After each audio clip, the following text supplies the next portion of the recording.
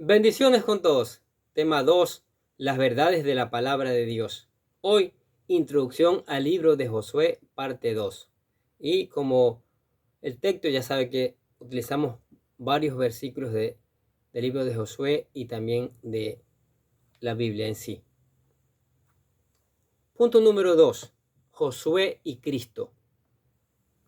Aunque ya hemos dicho que se trata de un libro histórico y que sus primeros lectores no lo trataron de forma tipológica, sin embargo, nosotros que vivimos a este lado de la historia, tendremos inevitablemente que preguntarnos cuál es la relación entre la persona de Cristo y la de Josué si queremos llegar a interpretar el libro de Josué de forma correcta y completa. En otras palabras, hemos de adoptar un acercamiento cristológico a este libro.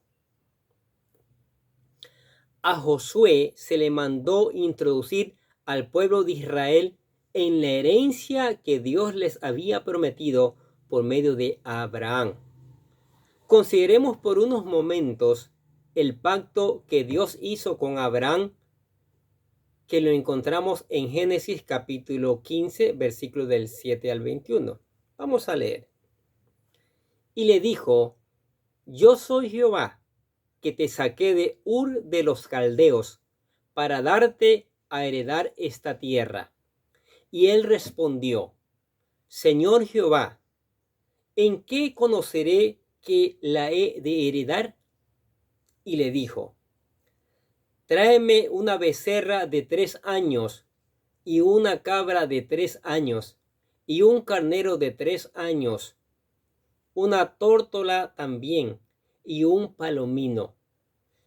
Y tomó él todo esto, y los partió por la mitad, y puso cada mitad una enfrente de la otra, mas no partió las aves, y descendían aves de rapiña sobre los cuerpos muertos, y Abraham las ahuyentaba. Mas a la caída del sol sobrecogió el sueño a Abraham. He aquí que el temor de una grande oscuridad cayó sobre él. Entonces Jehová dijo a Abraham: Ten por cierto que tu descendencia morará en tierra ajena, y será esclava allí, y será oprimida 400 años. Mas también a la nación a la cual servirán juzgaré yo, y después de esto saldrán con gran riqueza. Y tú vendrás a tus padres en paz, y serás sepultado en buena vejez. Y en la 4ª generación volverán acá, porque aún no ha llegado a su colmo la maldad del amorreo hasta aquí. Y sucedió que, puesto el sol y ya oscurecido, se veía un horno humeando y una antorcha de fuego que pasaba por entre los animales divididos. En aquel día hizo Jehová un pacto con Abraham, diciendo: A tu descendencia daré esta tierra, desde el río de Egipto hasta el río grande, el río Éufrates, la tierra de los ceneos, los ceneseos, los cadmoneos, los eteos, los fereceos, los refaitas, los amorreos, los cananeos, los gergeseos y los jebuseos. Miren, ¿qué les parece? Este es el famoso pacto que Dios hizo con Abraham para darle a él y a su simiente la tierra de Canaán en herencia. Lo primero que debemos observar es que estamos delante de un documento legal que ha de analizarse con cierta precisión. Y al hacerlo, la primera pregunta que nos sugiere es: ¿quién era la descendencia o simiente o a quien Dios iba a dar esa herencia? Para encontrar respuesta debemos ir a lo que Pablo escribió en Gálatas capítulo 3, versículos del 15 al 16. Pongámosle atención. Hermanos, hablo en términos humanos. Un pacto, aunque sea de hombre, una vez ratificado, nadie lo invalida ni le añade. Ahora bien, a Abraham fueron hechas las promesas, y a su simiente, no dice, y a las simientes, como si hablase de muchos, sino como de uno, y a tu simiente, la cual es Cristo. ¿Qué les parece? Mire. Pablo afirma que cuando Dios hizo la promesa de dar la herencia a Abraham y a su simiente, la simiente en la cual Dios estaba pensando era Cristo. Evidentemente, este hecho tiene unas implicaciones muy amplias. La primera de ellas, y la más importante, es que nadie tiene derecho a ocupar la tierra de Israel aparte de Cristo, y que será imposible interpretar correctamente el libro de Josué aparte de la persona de Jesucristo. Es imposible.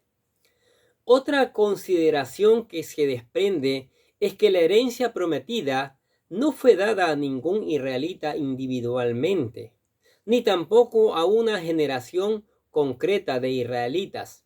De hecho, observamos a través de la historia que en muy pocas ocasiones ocuparon los israelitas la tierra.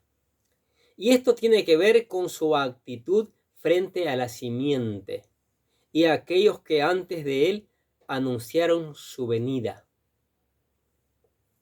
Leamos lo que dice Mateo capítulo 21, versículo del 33 al 46. Pongámosle atención. Oíd otra parábola. Hubo un hombre, padre de familia, el cual plantó una viña, la cercó de vallado, cavó en ella un lagar, edificó una torre y la arrendó a unos labradores y se fue lejos. Y cuando se acercó el tiempo de los frutos, envió a sus siervos a los labradores para que recibieran sus frutos. Mas los labradores, tomando a los siervos, a uno golpearon, a otro mataron y a otro apedrearon. Envió nuevo otros siervos más que los primeros, e hicieron con ellos de la misma manera. Finalmente les envió su hijo, diciendo: tendrán respeto a mi hijo. Mas los labradores, cuando vieron al hijo, dijeron entre sí: este es el heredero. Venid, matémosle y apoderémonos de su heredad. Y tomándole, le echaron fuera de la viña y le mataron. Cuando venga, pues, el señor de la viña, ¿qué hará aquellos labradores? Le dijeron: a los malos destruirá sin misericordia y arrendará su viña a otros labradores que le paguen el fruto a su tiempo. Jesús les dijo: ¿nunca leíste en las Escrituras? La piedra que desecharon los edificadores ha venido a ser cabeza del ángulo. El Señor ha hecho esto y es cosa maravillosa a nuestros ojos. Por tanto, os digo que el reino de Dios será quitado de vosotros y será dado a gente que produzca frutos de él. Y el que cayere sobre esta piedra será quebrantado, y sobre quien ella cayere le desmenuzará. Y oyendo sus parábolas, los principales sacerdotes y los fariseos entendieron que hablaba de ellos, pero al buscar cómo echarle mano, temían al pueblo, porque éste le tenía por profeta. Maravilloso, ¿no es cierto? Mire la palabra. Cuando pensamos en lo que le ocurrió a nuestro Señor Jesucristo cuando vino a este mundo para tomar posesión de su herencia, es triste considerar que la respuesta de los israelitas fue la de expulsarle violentamente de su propio país, clavándole en una cruz. Pero Cristo es el auténtico heredero y, por supuesto, va a tomar posesión de su herencia, quiera o no. Este mundo todavía no ha visto el final de la historia. Él va a regresar, posará sus pies sobre el monte de los olivos, reclamará sus derechos mesiánicos y heredará esa tierra. Y no solo Israel, sino el mundo entero, tal como nos dice el Salmo capítulo 2, versículos 7 y 8. Pongamos atención. Yo publicaré el decreto. Jehová me ha dicho, mi hijo eres tú, yo te engendré hoy. Pídeme y te daré por herencia a las naciones y como posesión tuya los confines de la tierra.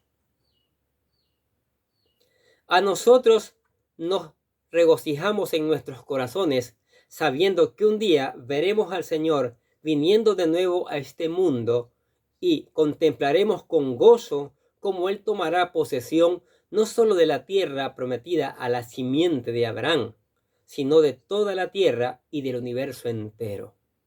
Y, de hecho, sea de paso, nosotros que creemos en Él, también heredaremos todo eso. ¡Qué maravilloso!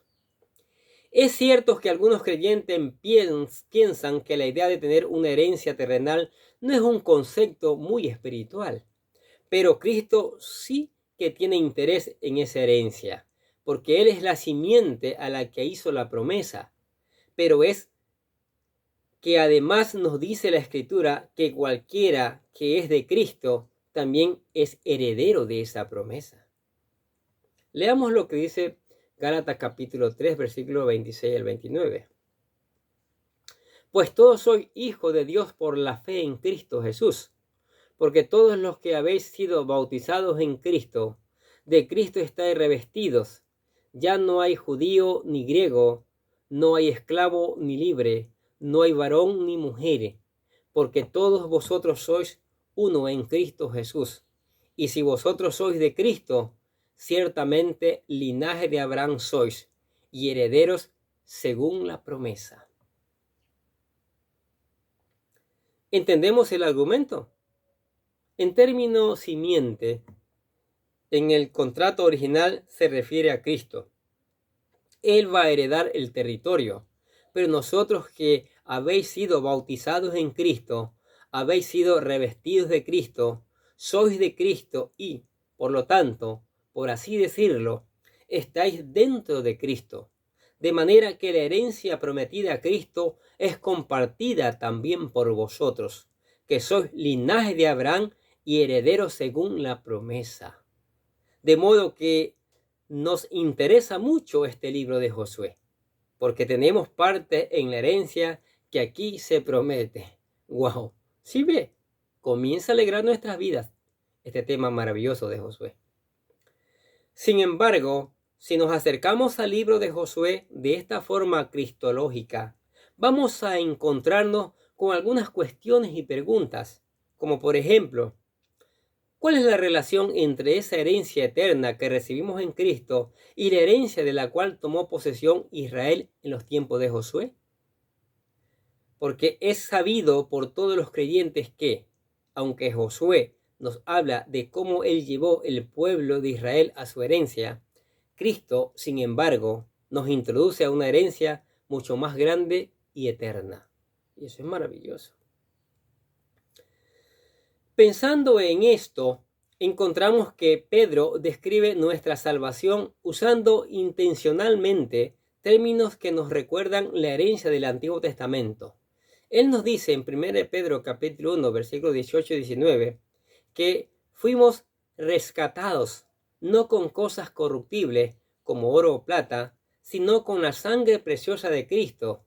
Y añade un detalle que evoca deliberadamente la memoria de la primera Pascua, como de un cordero sin mancha y sin contaminación.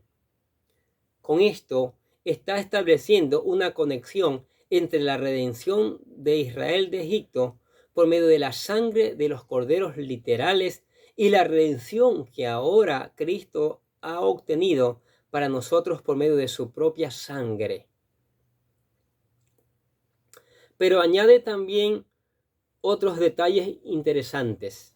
Por ejemplo, nos recuerda que, al igual que el Israel fue llevado a Canaán para tomar posesión de la herencia bajo el liderazgo de Josué, nosotros hemos renacido para una esperanza viva por la resurrección de Cristo de los muertos, para una herencia incorruptible, incontaminada e inmarcesible, reservada en los cielos para vosotros, dice Primera de Pedro, capítulo 1, versículos 3 y 4.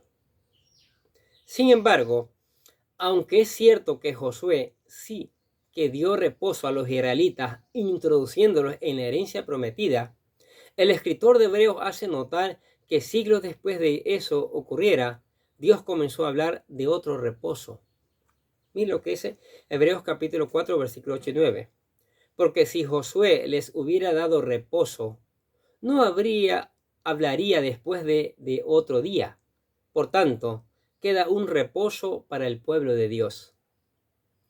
Se estaba refiriendo a algo que el salmista había escrito siglos antes. Miren lo que dice Salmos capítulo 95, versículo 11. Por tanto, juré en mi furor que no entrarían en mi reposo. El argumento usado en Hebreos es el siguiente. Si Josué les hubiese dado un reposo completo, y si ese fuera el descanso definitivo que Dios promete, entonces no se hablaría de otro descanso siglos después. Y si Josué no cumplió en plenitud el propósito divino de dar un reposo definitivo al pueblo, se deduce que queda otro reposo para el pueblo de Dios, un reposo que no se cumplió en los tiempos de Josué. Tremendo, ¿no? Ahora bien, entonces, antes de continuar, debemos preguntarnos varias cosas. ¿Cuál es la relación que existe entre el primer reposo en los tiempos de Josué y el segundo reposo que queda todavía según Hebreos? ¿Cuál es la relación que existe entre la sangre de los corderos que redimieron a Israel y la sangre de Cristo mediante la cual nosotros somos redimidos?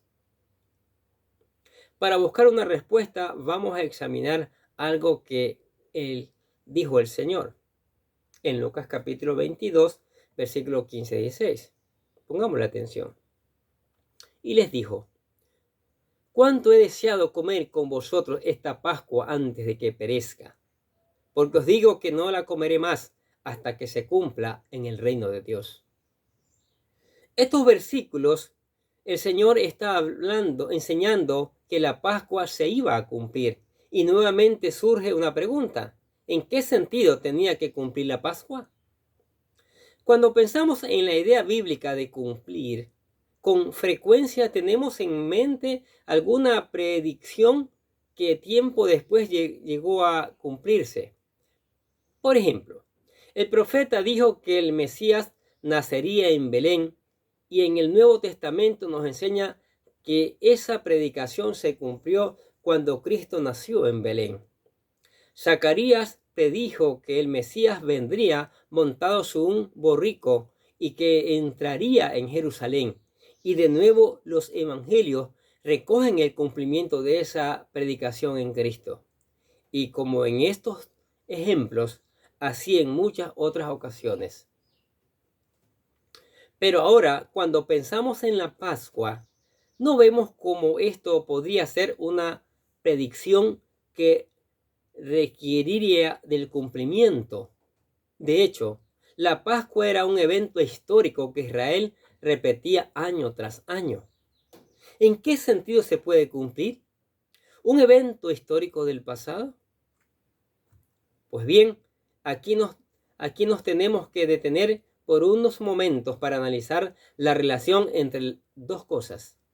Y, para entenderlo mejor, se utiliza la palabra prototipo, en lugar del concepto más sencillo que describe el término tipo. Y ahora la conquista de la tierra prometida por Josué y la entrada de Israel a su herencia eran un prototipo de la gran herencia a la que nos lleva nuestro Josué, es decir, nuestro Jesús.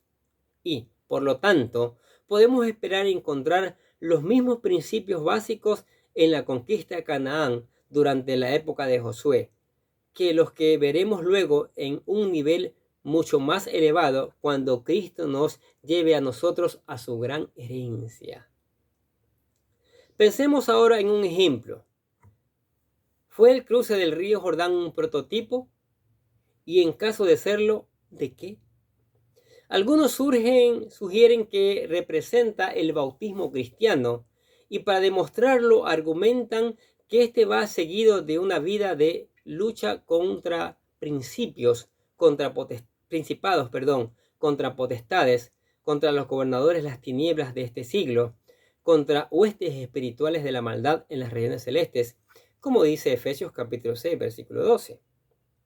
Por otro lado, el Nuevo Testamento nos confirma que dos cosas pueden ser verídicas simultáneamente a pesar de su aparente contradicción. Por ejemplo, Pablo escribe en Efesios 2:6 que los creyentes estamos sentados juntamente con Cristo en los lugares celestiales.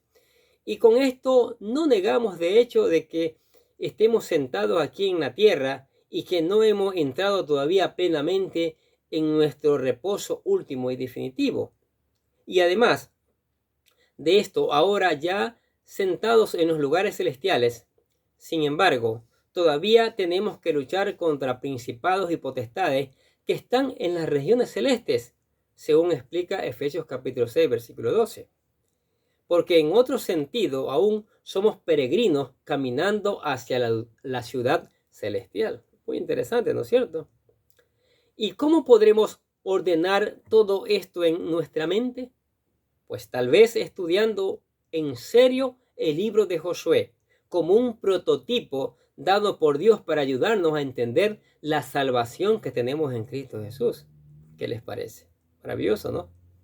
La respuesta sería que la entrada de Israel a la tierra prometida con Josué era algo que Dios planificó y realizó, y que no fue una idea primitiva inventada por Josué o Moisés, y que, por lo tanto, cuando Dios estaba inspirando el libro de Josué y explicando cómo Él hizo que el pueblo de Israel entrara en su herencia terrenal, Dios también sabía en aquel momento que más adelante mandaría a su Hijo a nuestro mundo para llevarnos un día a una herencia mucho más gloriosa en el cielo. No podemos creer que Dios llevó al pueblo de Israel a Canaán sin pensar por un momento en lo que iba a hacer más adelante con Cristo Jesús en este mundo, y que después se le ocurrió que podría usar la historia de Josué como una ilustración. Por lo tanto, estudiando este prototipo, veremos que el diseño era deliberado por parte de Dios, no solo para beneficiar a los israelitas en aquel entonces, sino para servirnos a nosotros como ejemplo de la gran salvación que tenemos en Cristo Jesús. ¿Qué les parece? Y el mismo Dios que inspiró sus palabras siglos atrás cuando escribió Josué, Él mismo nos hablará a nosotros también por medio de este libro. Y seguro que al ir adentrándonos en el estudio de Josué, no podremos por menos que pensar automáticamente en el Señor Jesucristo. Dios lo sabe, por lo que fue Él mismo quien diseñó aquellos acontecimientos como un prototipo para que nosotros, de esta forma, este relato del Antiguo Testamento nos ayudara a entender más de lo que Dios ha hecho a nuestro favor por medio de Cristo Jesús. ¡Wow! Al estudiar el libro de Josué, debemos tener constantemente estas dos cosas en mente. Su experiencia fue genuina y real. Por lo tanto, podemos aprender de ella lecciones reales y prácticas para nuestra propia vida. Pero, a la vez, vamos a encontrar que en muchos aspectos era un prototipo de la salvación que ahora tenemos en Cristo, la cual quedará reflejada e ilustrada en nuestro estudio de este libro. ¿Qué les parecen estas maravillosas verdades? Si se da cuenta, ¿por qué tenemos que estudiar el libro de Josué? Por eso estamos dando tiempo para hacer esta explicación importante en la relación que tiene Josué con Jesucristo. ¿Sí? La tierra de Canaán con la vida eterna. Entonces, esto es un tema, pero espléndido, es un tema maravilloso, que queremos que usted le ponga mucha atención. Ahora, si es de la persona que está escuchando esta palabra, este video, y no ha aceptado a Cristo, le animamos a que lo haga. Le decimos que, como la misma palabra dice, hoy es el día de salvación. Hoy es el día para aceptar a Cristo. Nosotros le presentamos lo que llamamos la oración de fe para que usted lo haga. Repítala con todo su corazón, buscando ser un verdadero hijo de Dios. Así dice: querido Dios, sé que soy un pecador y que nada de lo que hago puede hacerme ganar el cielo o la vida eterna. Creo que Jesucristo murió por mí, derramando su sangre para lavar todos mis pecados, para ser redimido, y que se levantó de la tumba al tercer día. Ahora mismo lo recibo como mi Salvador personal, confiando solamente en Él como mi único camino al cielo. Señor Jesús, séllame con tu Espíritu Santo y escribe mi nombre en el libro de la vida. Y decimos: gracias, amado Padre Celestial, por regalarme la vida eterna. Se convirtió en un hijo de Dios. Maravilloso. Ahora venga la palabra. Lea el libro de Josué. Léalo. Lea otros libros de la Biblia. Si no entiende, pide la ayuda del Espíritu Santo, que lo va a hacer para que pueda entender esta maravillosa palabra. Ore, cante alabanzas, venga a la iglesia para seguir aprendiendo estas maravillosas verdades. Amén. Oremos. Padre, mil gracias por tu palabra, mi Dios. Mil gracias por el libro de Josué, que hoy nos comienza ya a enseñar la tremenda relación que tiene la tierra de Canaán con la tierra prometida que tú veniste a conquistar, Señor. Padre, te alabamos y glorificamos tu nombre, dándote gracias por esta maravillosa palabra que nos traes a nuestras vidas, Señor. Oramos que tu Espíritu Santo la lleve por todos los rincones del mundo y la haga germinar y traiga fruto, una cosecha, un cambio de vida, un cambio en la sociedad, Señor. Bendice a la iglesia, a la familia, a los amigos, a todos los que escuchan la palabra de Dios, Señor. Que esta palabra de Dios sea como martillo quebrantando la piedra. Y por eso te alabamos y te damos gracias en el nombre del Señor Jesucristo. Decimos amén. Y los bendecimos a ustedes que escuchan la palabra de Dios cada día. Sigamos escuchando, sigamos poniendo en práctica, sigamos reenviando a otros esta palabra. Nosotros desde acá les deseamos que tengan un día, pero lleno de bendiciones.